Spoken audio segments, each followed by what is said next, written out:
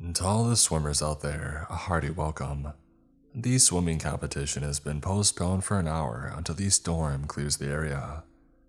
We apologize for the inconvenience and wish you luck in the competition. This can't happen again, moaned Pencil in frustration.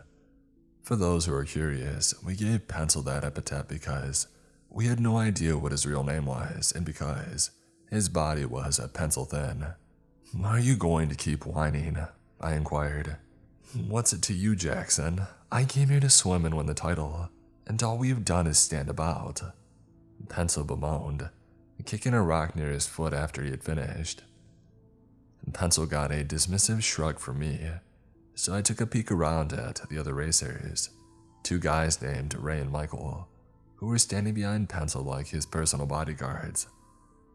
If I created a commotion, they would all pile on top of me, so I decided not to stir things up anymore with Pencil. Dude, chill, Ray instructed. In any case, we're all on the same shoal. There's nothing to get worked up about. Though I wanted to disagree, Ray was 100% accurate. Each participant was put into age groups called shoals. Shoals ironically being the name for a group of fish. The younger group races were usually the first in the day and the slowest, while the older group races were last in the day and the fastest. Then afterwards, there's an unofficial race to determine the pool king. This race is filled with the fastest swimmers from each shoal and was usually just for fun. Lastly, there was what was called the floating race. This race was the opposite, with the slowest swimmers of each shoal and rebels who had been expelled from breaking the pool regulations in previous races, constituting the majority of the swimmers. The races were quite streamlined. They occurred every 20 minutes, and my next race was a quick 50-meter freestyle race, and my dismal day would be one step closer to being over. But Pencil, Ray, and Michael, all of whom I knew went to a nearby prestigious city school, displayed shark-like hostility towards me, and despite being friendly to me so far, I knew that would change in the pool. However, there was a massive storm in the sky today, so the race was put on hold.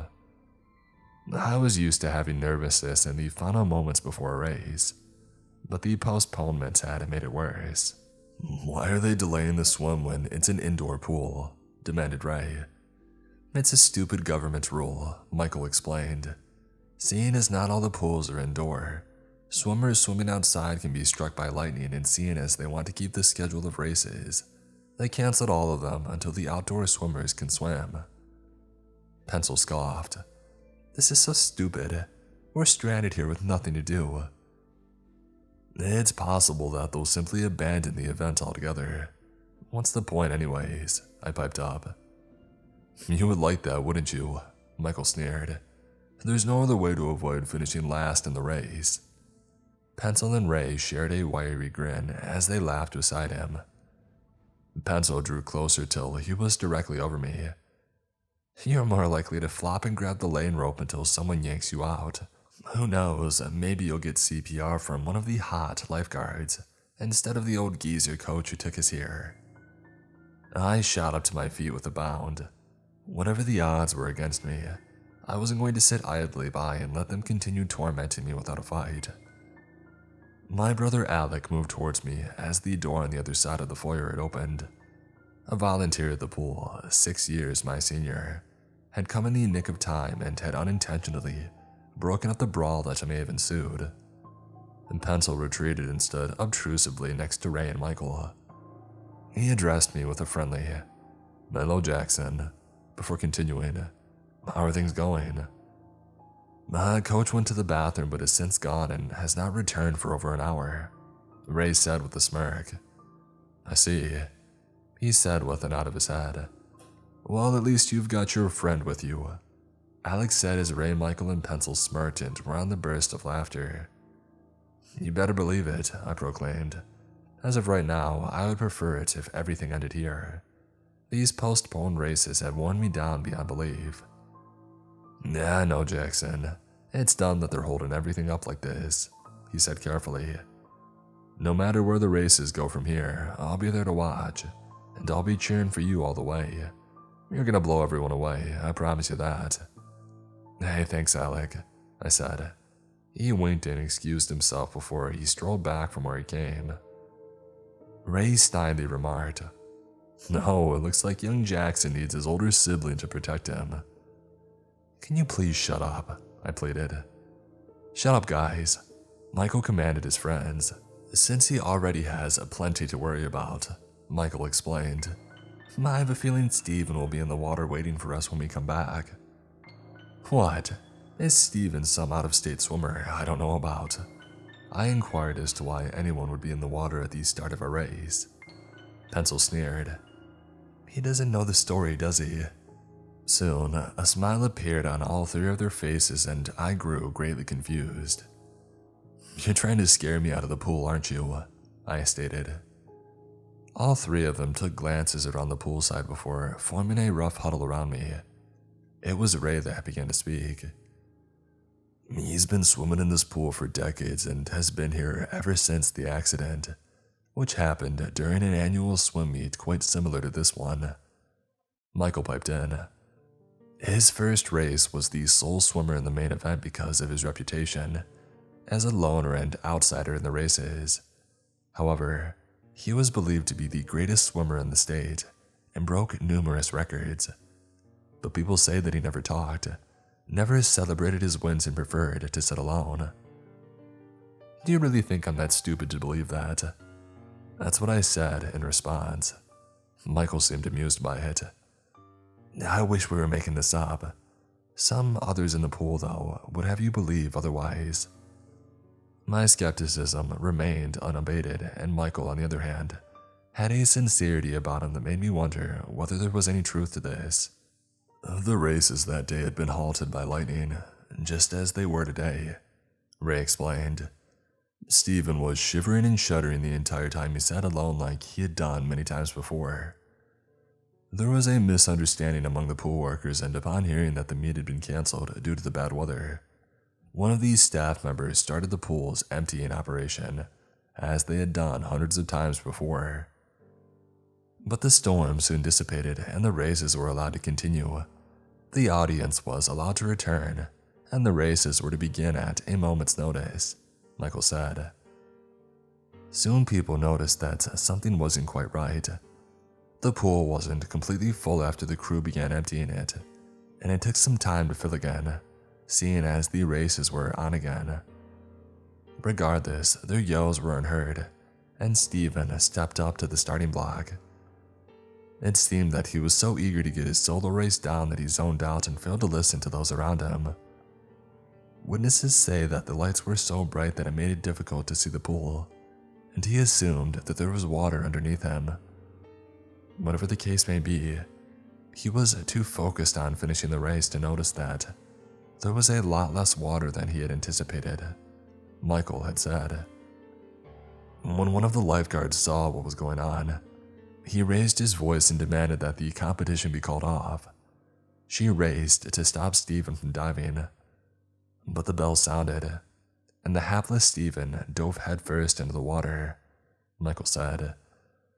He dove into the water, but it wasn't deep enough, and he hit his head on the hard surface below. The three of them repeated it in unison, in a scary but genuine manner. Everyone yelled as the lights came back on and revealed his lifeless body in the shallow water.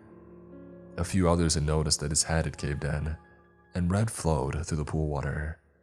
Ray said in a low voice, "As far as I know, Steven's soul is still in that pool. He is rumored to be hiding in the shadows, dragging the last place in each race down with him," Pencil said with a somber voice. "If that's true," I countered, "then this Steven guy had to have been out of his brain to jump in, and then, if he did, then this pool would have been shut down for good a long time ago." "Dude, it's true. But Steven appears rarely," Pencil said. "He only appears once in a while, and it's been almost a decade since the last time." As I pondered what I had heard, there was a long period of silence. These cretins didn't want to scare me, They were just playing with my nerves, and I didn't have to worry about anything since I was an excellent swimmer, far from a last place finisher. All swimmers, please report to the pool. The storm is past, so the races can resume. Pencil and Michael couldn't stop laughing. I realized that my response to the announcement had demonstrated how tense I had been as a result of their tale. Pencil chuckled as he spoke. "You're such a chicken," he said. "You were so scared." "No, don't worry, man," Ray assured, acting thoughtfully above the rest of the group. "Don't worry, we made it all up," he assured me. "Of course," I managed to mumble. I would never really believe it. And Pencil assured me too. "Sure, it's just a prank to play with you, buddy. There's nothing to worry about, just a bit of playful banter." We walked through the poolside entrance and were soon swimming in the water. Everyone in the audience was back in their seats, as with most indoor pools. The noise was filled with the conversations of hundreds of people. Suddenly, everything went dark as we crossed the slick concrete, and the people around us let out shouts of anguish until the power was restored seconds later. Once more, the speaker filled the audience with the announcement. "We have discovered some specialized lighting difficulties, but don't worry, they're being resolved at this point. Race 1 participants, be in your lane and get ready to win." As we got closer to the pool, I started to feel a bit shaky. Do I have any reason to believe the urban tale the dummies told me is even true? It was a complete accident that the lights went on and off, much like in the story, but I just assumed it was a coincidence.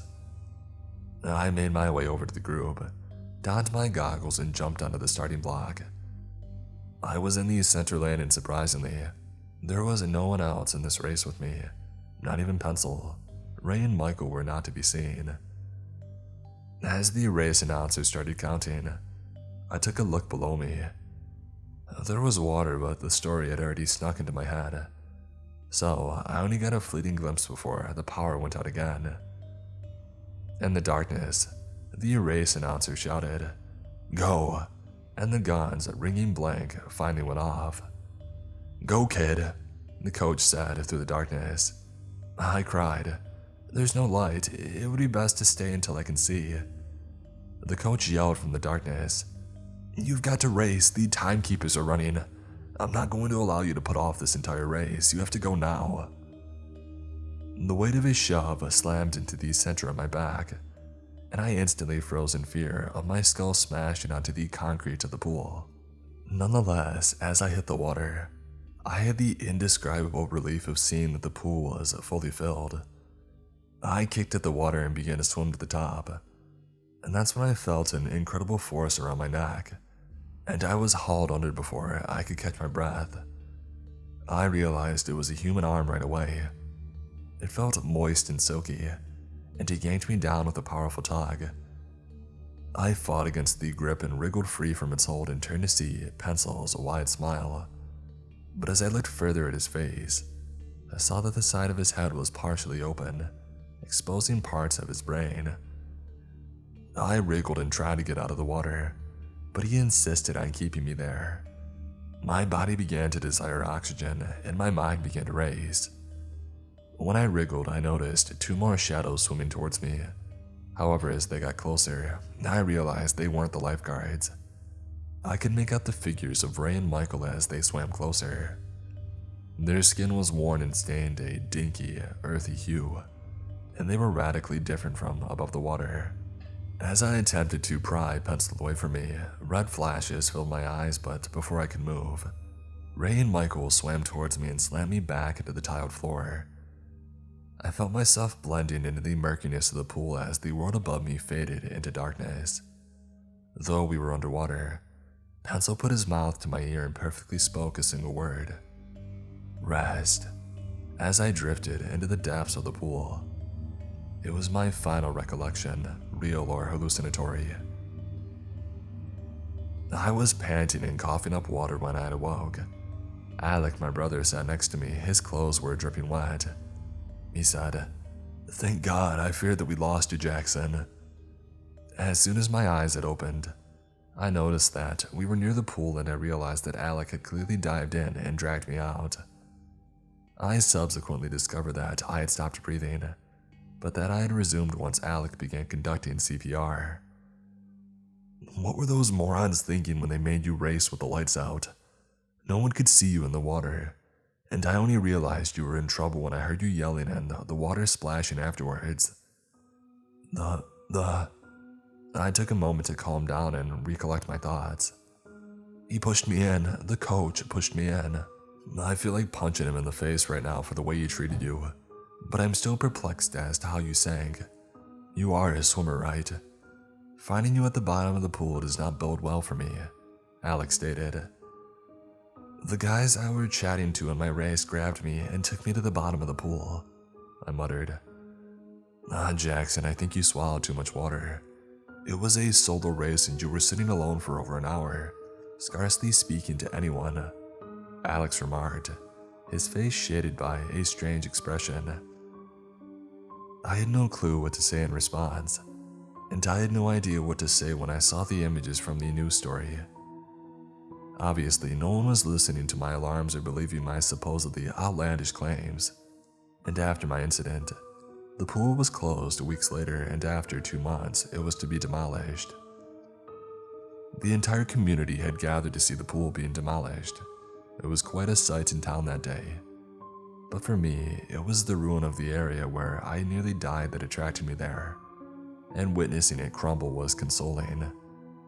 But as the throng of the crowd dwindled, I stayed fixated on the pool's ruins, and as I peered through the smoke and debris, I believe I saw 4 tall, slim figures walking away from the rubble and disappearing into the horizon.